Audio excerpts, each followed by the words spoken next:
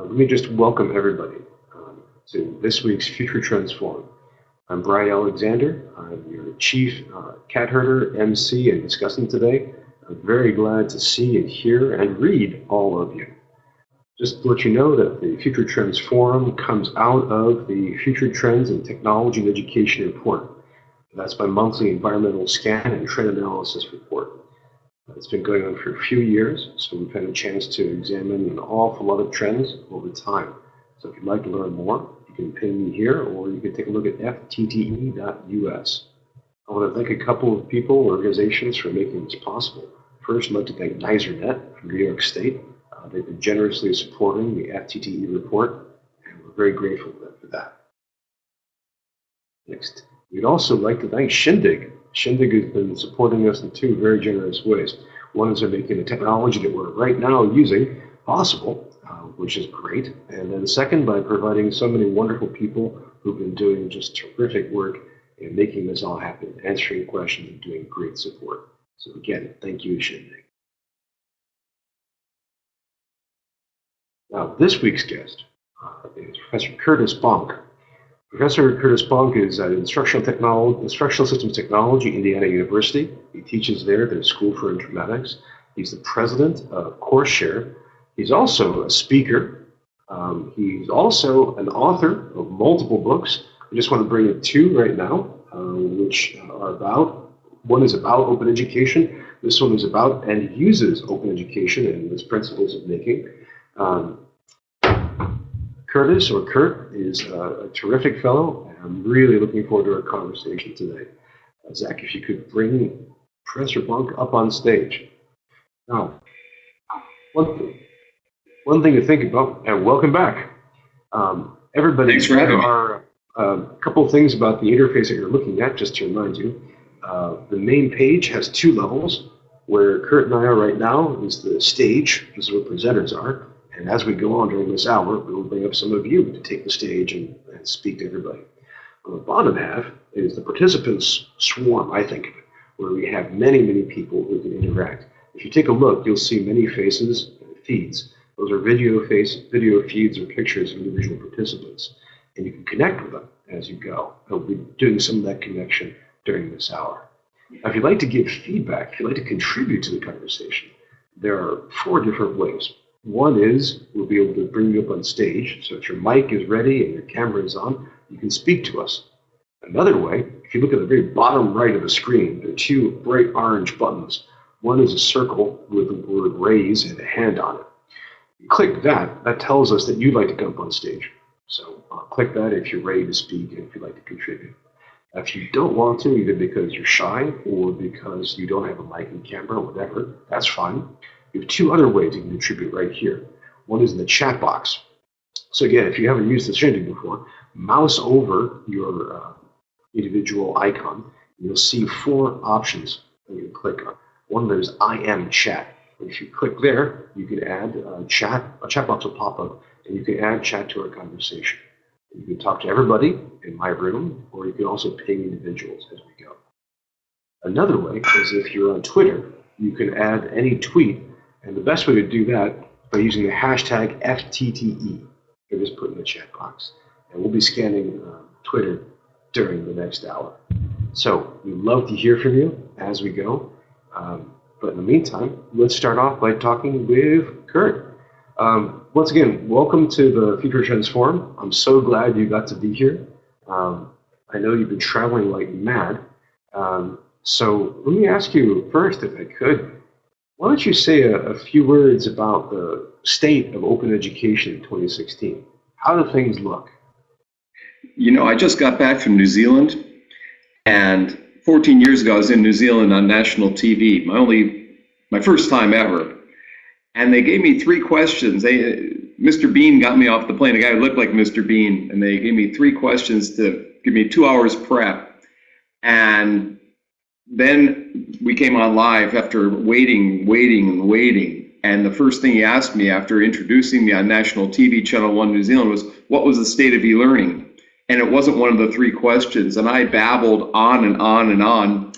Then I got on national radio. They asked me the same thing. And then at the end of the conference, they asked the same thing. They all want to know what the state of e-learning was. And by that time, I had an answer. It depends. And, in some ways, asking this question today is reminiscent of 14 years ago in New Zealand. I was on national radio last week in New Zealand as well, and they didn't ask that question this time, fortunately. But, it was a pretty embarrassing moment in my life, and I hope I don't embarrass myself with an answer to your question about open education, because it's such a diverse field, and there's so many different ways to approach it, and audiences and educational sectors in which to be concerned about.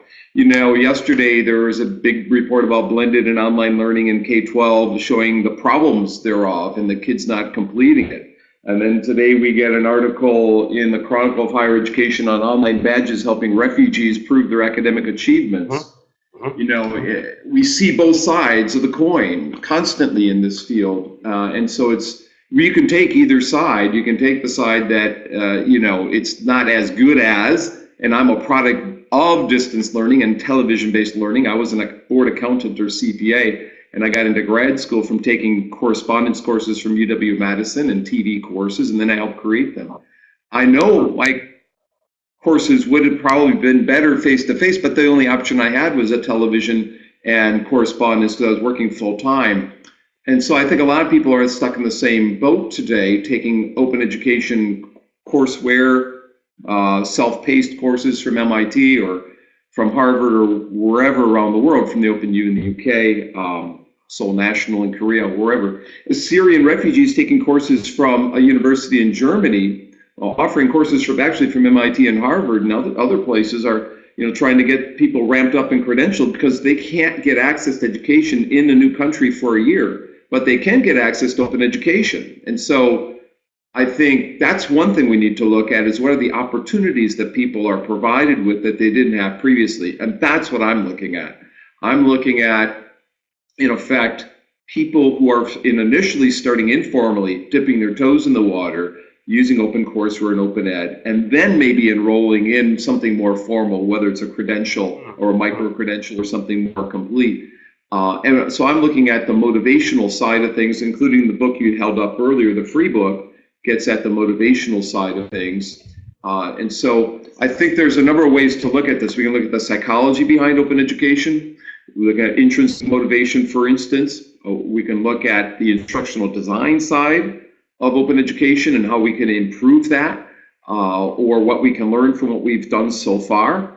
We can look at the audiences that we're addressing, whether it is Syrian refugees or K-12 students who were dropping out of high school or middle school, and now they have access to a new route to education.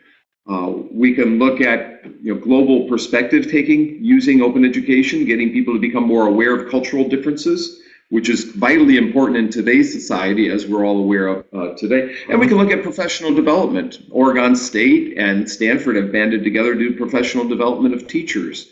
So I think PD is an area, alumni coming back to your university for re-credentialing, for revisiting. So self-directed learning, professional development, instructional design, and then our key issues, also personalization, which I think I'm thinking about Shindig might be a way to personalize MOOCs, because you can have satellite discussions and still have thousands of people centered around a presentation, but then have offshoot discussions wrapped around it. I think it is one tool that might help us personalize the MOOC-like experiences in a new way, but we need to explore this aspect of personalized open education, and that's my next area of research, but also cultural sensitivity within needs to be another area of focus. So I see these things, and I'm particularly intrigued by professional development, to be honest, and how we can change people's lives and how we can catalog the changes in people's lives so as to excite people into education.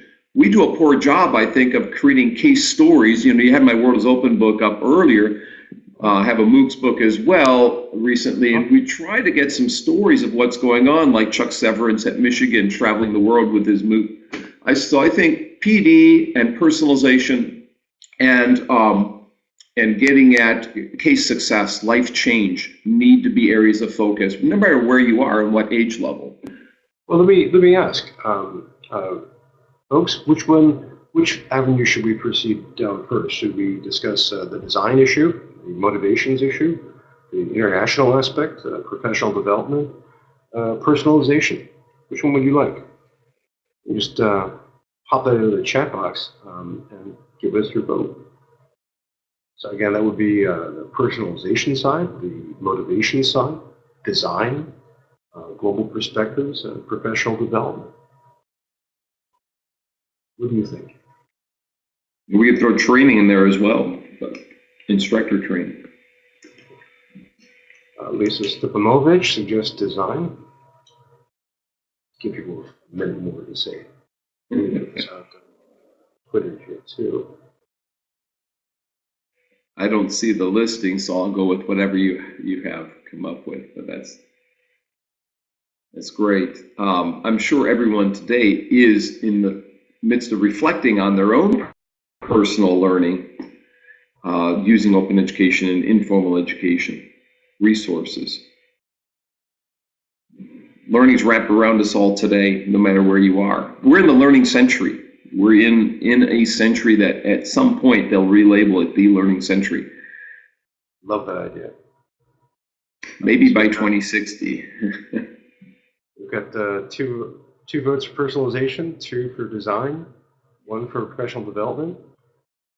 Adult learners, we seem to be all over the place. And I'll do a shout out to Amy, seen her in a while.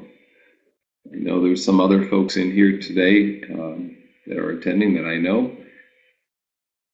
And those that I don't, feel free to email me after the words. I'm happy to follow up any questions you might have.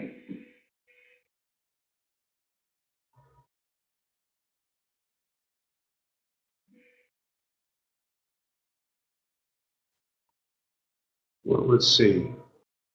We seem to be split, so why don't we start off, unless people want to really pile in with more votes, why don't we proceed with professional development? How are you seeing open unfold that way? All right. So where would you like to start with PD? Well, where are you seeing open? I guess if you can do the pro and con side, where are you seeing open making inroads in professional development, and where are you seeing other problems? As I mentioned earlier, Oregon State and Stanford has had some PD for teachers, special education teachers. I've also seen the University of London doing some professional development of teachers via MOOCs, and a report coming out from the University of London about a year and a half ago that kind of summarized the effects thereof. Blinking on the woman's name, that's pretty well known up there at the University of London. She does a lot of keynote talks. You probably know her, who she is. Diana Lorelei. Oh yeah. Yeah, Diana. Yep.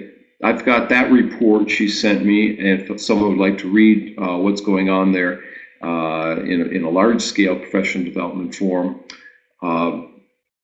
So you see different universities that might be partnering with others. You might see universities just doing some things for their own alumni and not advertising it that widely. What we've tried to do in the free book, the Tech Variety book that you held up in chapter 14, we have a chapter devoted, and you can download the whole book or by chapter if you go to tech-variety.com. We decided to make that book free as an experiment to see what, it was a fun little experiment to do, but chapter 14 is on supporting instructors, and there are 10 ways, because in a previous book that I had done, what I call the R2D2 book, Empowering Online Learning, the wise publisher decided to delete 6 chapters, and one of the 6 chapters they deleted was on supporting instructors. And that ended up being the most popular chapter in the book because we put it up free on the web. So we updated that chapter and put it in the free book. So chapter 14 gets at how to support instructors in different ways through mentoring programs, best practices, resource support kinds of things, creating a culture, if you will. But that's supporting instructors who are teaching in these online and open educational kinds of environments. But in terms of PD, that could be for dentists, for doctors, for lawyers, for occupational therapists, physical therapists. I think this is the area that's going to change the discussion about the impact of open education and MOOCs, because we can make all the claims we want about learning test scores and dropout rates and so forth, but when you can offer professional development courses and experiences and modules for people in the summer or their vacation times or whenever that they can take at their own leisure, and maybe as part of a cohort, and get some community building like this and discussion going on, that's the game changer, I think. When we have now opened up the university, uncorked the lid a bit so as to get outside the fences and boxes that we contain ourselves in, get outside the 15 weeks, the 8 weeks, the transcripts and so forth, to do what we do all the time. And that's, we do summer workshops face to face, but now we can do them via open educational avenues. That's a huge improvement in terms of access to the content, timeliness of the content, choice related to it, the freedom to learn. So our research, we've been looking at motivators for using open education, and freedom and choice are the top two things. People, as soon as you start credentialing, some people want out. They no longer want to access the open education. They no longer find it fun. They no longer find it enjoyable to them. However, as we found today's article on the Syrian refugees, there are points in time in which you need the credentials and the badges so as to get a job in a new country that you've migrated to. So we need both, but we can't ignore the conversation that's wrapping around informal learning, self-directed learning when you need it. And part of that is these professional development MOOCs that are being offered through universities or consortium of universities, so as to make it a lifelong learning experience. You never really leave that university. You'll continue to get experiences provided for you if you want them at the times in which you need them. Does that start the conversation, Brian? Well, I've got a whole bunch of responses, and I want to hear from other people as well. But it sounds like what you're describing is that open maps onto the learning profile of MOOC students. That is, it tends to be professionals who are seeking to advance, which is very, very different from, say, uncredentialed people or people who haven't had any experience in post-secondary education. And it's different from the traditional K-12 and the traditional post-secondary audience of people who say 18 to 22. Is that a limitation of open, or is there a different way that open appeals to those guys? Well, I don't think it's a limitation. It's just where some of my focus has been.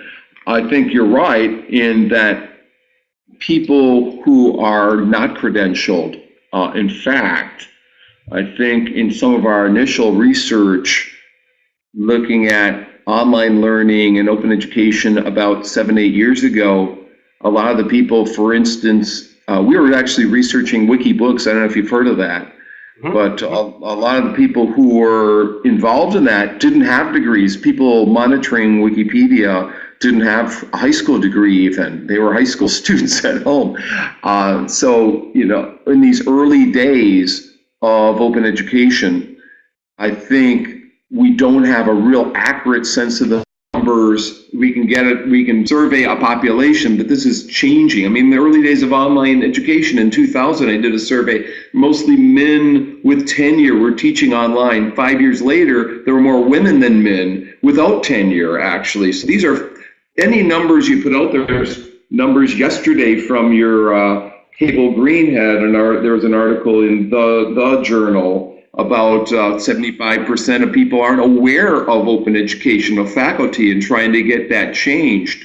And so, but these are fleeting numbers, but he brings up an important point. While we've got millions of people utilizing open educational resources today, 75% of the instructors out there aren't aware of how to find them or aren't aware of them at all. And so you've got a mismatch between the learners and people who might be dipping their toes in an alternative route, and instructors who still see themselves using trusty books and so forth. And That soon will change, I think, because the price of books are going up. I mean, we can go on and on about that. It's a totally separate conversation. But you mentioned price. I mean, that's a third motivation. You mentioned the two major motivations were freedom and choice. But yeah, and another classic advantage, and for many people, a leading advantage of open is that it's free. Yes, exactly. Exactly. So you see people gravitating towards the free resources. And once there's a price tag put on them, they gravitate, like Ning, for instance, is a case in point. My students talked about that 2 days ago in class, and 5, 6, 7 years ago when it was free, it was the tool that everyone thought would be the community building tool. Today, you rarely hear about it. So alternative business plans and models around the free and open education are evolving. I used to be an accountant, so I'm tracking that as well a bit. And we've written a primer for a book, Bob Reeser's book out of Florida State on instructional design and technology. We wrote for the next edition. We came up with 20 business plans around MOOCs and open education. And I'm happy to send our MOOC primer to anybody who want to read it and find out business plans and the challenges of instructional design we go through in there, types of MOOCs we go through in that primer as well. If you go to moocsbook.com, I think we might have posted it up there, so you can get it I think under free resources, which is very good. Well, let me ask everybody participating now. At your institution or in your profession, depending on where you are, where do you see open playing a role in professional development? And you can think of this in terms of your own professional development, or products that you help make, or people that you help develop. Say your instructional technology staff, for example, and you work with faculty. Where do you see open playing a role in that? So let's take 5 minutes and chat with each other. Curt and I will jump down and grab you. Take 5 minutes and discuss this. If you haven't done this before, we call this the mingle phase, or the mingle feature, or shindig. But when we're done, Curt and I will come back up and we'll invite some of you to come and join us so that we can discuss what we find. So again, what's the role of open in professional development in your work?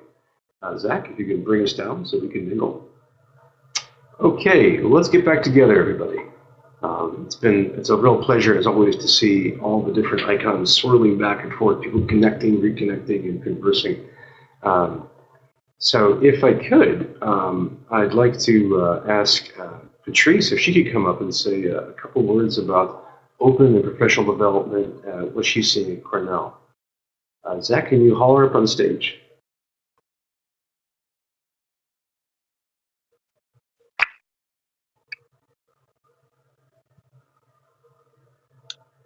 Hi, I'm an instructional designer at Cornell University. In a project that I've been working on with some people at some other universities is thinking about professional development from the standpoint of K through 6 teachers and teaching STEM topics, and how can we increase their confidence in their ability to teach these topics, as well as making them engaging for the students. And while we initially thought that MOOCs were the obvious answer because the content was open and it was free, and if we created this great course, it would solve the world's problems. As we started a design thinking study, we started to interview teachers across the globe, trying to get a better understanding of how they experience professional development and what their story is, their pain points and the obstacles they face. And we quickly realized that there's a lot more to it, and we needed to have a better understanding of issues related to infrastructure and support from leadership, time constraints, language constraints, and also really understanding the level of their students. One of the comments that was made was that a lot of this is created for students of a certain level, but that their students actually have much different constraints than what, a lot of what the professional development is being developed for. And so my interest is in hearing if anybody else is exploring this area, if anyone has, is using the design thinking process as a way to, better understand how we design MOOCs. for the, for some of these audiences that we're trying to reach. That's a So terrific thanks for giving me the observation. stage. Oh, I'm so glad you're here. Zach, can you bring up Curt and have him take a whack at this great question?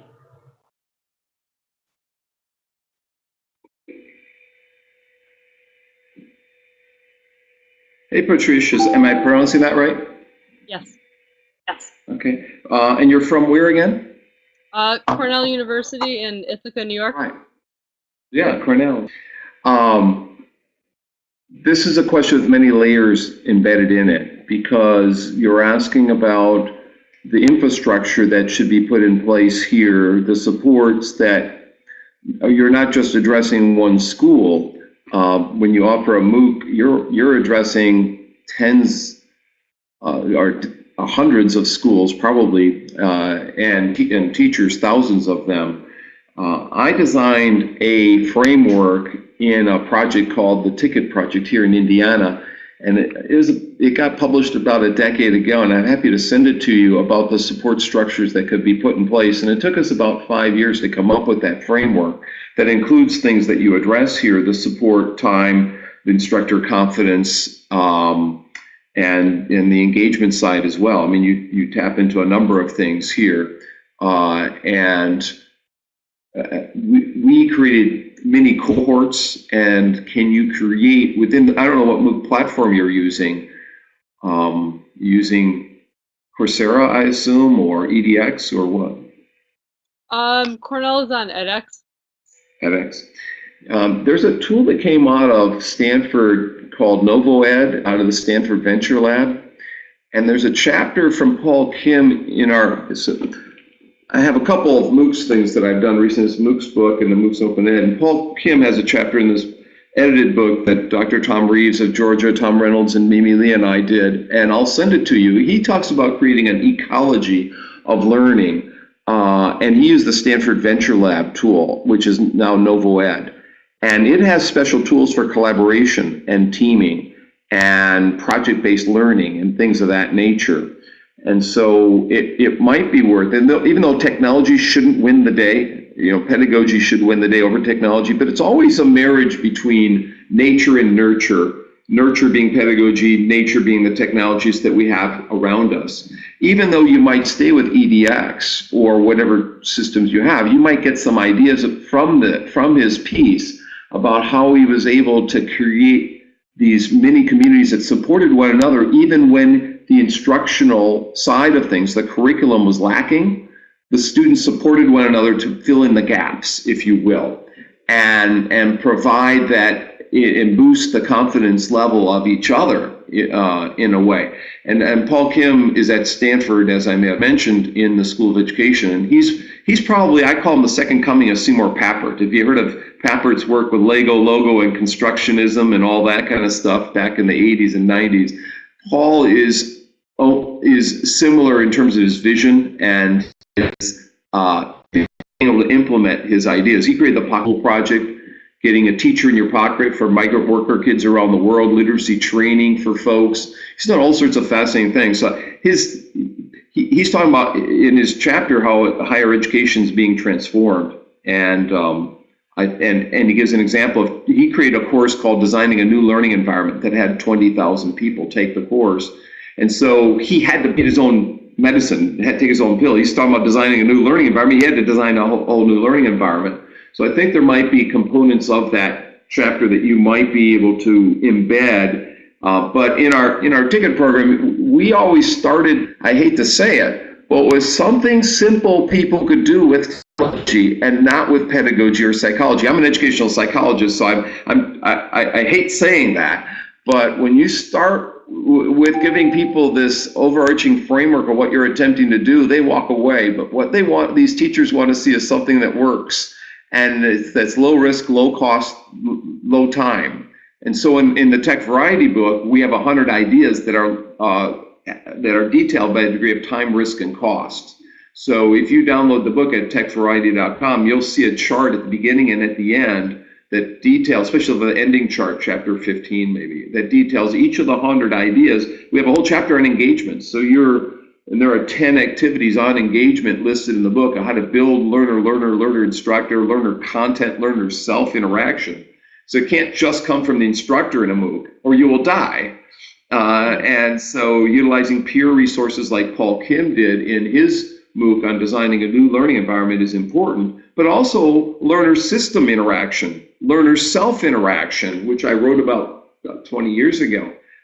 Getting people to meta-reflect on what they're going through is vital as well. That reflection is the most important part of the whole process. So I think it's got to be a multi-pronged approach.